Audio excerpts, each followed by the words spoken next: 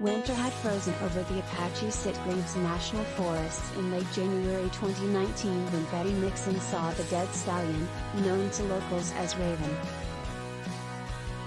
His right leg bone was shattered by a bullet, and near him lay a red-coated pregnant mare, Sparrow, who had been shot in her belly and neck. Nearby, behind a stand of junipers, the mare's filly stood alone, lost. As Nixon approached, the filly took off, racing past the dead bodies of Raven and her mother.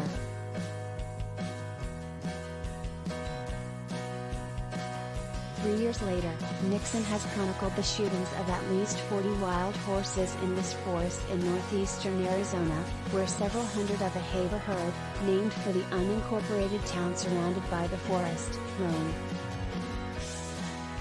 Each day she sets out on often miles-long treks, recording the live horses she sees and the ones she finds too late.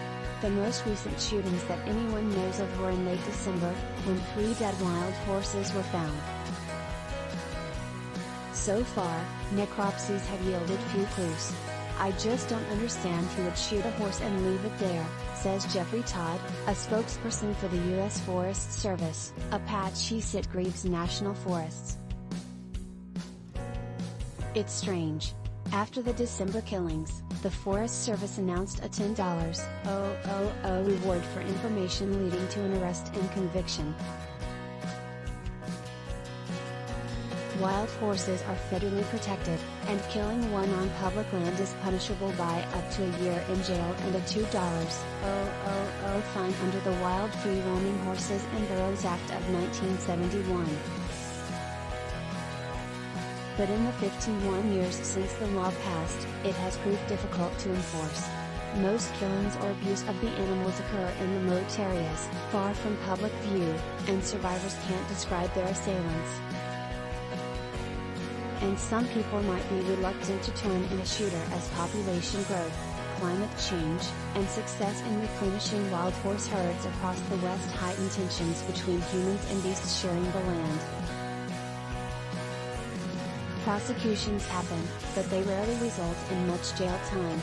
2 Nevada men were sentenced to 6 months in federal prison and 1 year of supervised release in 2010 for shooting 5 wild horses with an AR-15 rifle.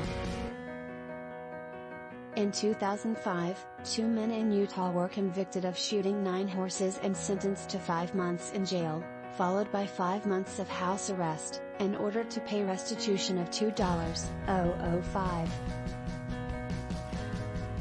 In another Nevada case, 2 men were each sentenced in 2002 to 60 days in jail, fined $2,000 for shooting a horse, one of 33 mustangs that had been shot dead 4 years earlier in the same area.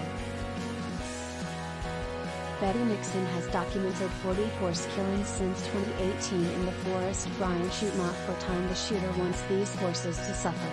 The debate over wild horsesRanchers, hunters, horse advocates, and forest officials in Arizona have been struggling for years over how to manage the growing Heber.